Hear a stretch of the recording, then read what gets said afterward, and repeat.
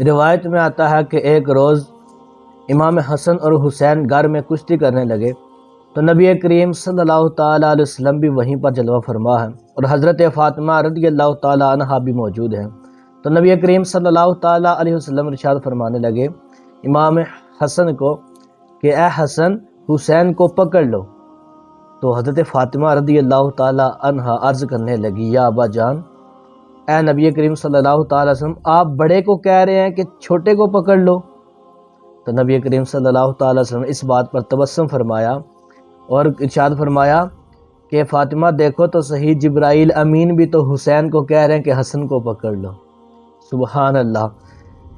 انسان کو بیدار تو ہو لینے دو، انسان کو بیدار تو ہو لینے دو، ہر قوم پکارے گی ہمارے ہیں حسین۔ اور نبی کریم صلی اللہ تعالیٰ علیہ وسلم منبر پر جلوہ فرما ہے اور امام حسن اور حسین سامنے سے تشریف لا رہے ہیں اور بچے ہیں چونکہ تو پاؤں ان کے لڑکھانے لگے۔ نبی کریم صلی اللہ تعالیٰ علیہ وسلم منبر سے اتر کر جاتے ہیں اور ان کو اپنی گود میں لے لیتے ہیں۔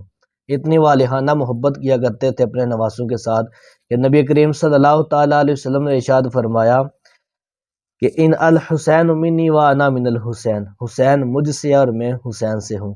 ایک اور مقام پر ارشاد فرمایا ان الحسن والحسین سیدا شباب اہل جنہ، بے شک امام حسن اور حسین تمام جنتی نوجوانوں کے سردار ہیں۔ اور کیا ہی خوب کسی نے کہا تھا کہ شاہ است حسین بادشاہ است حسین، دین است حسین دین پناہ است حسین، اور سرداد نہ داد دست دست در یزید، حقا کے بنا لا الہ است حسین۔ سب کو سلام پہنچے۔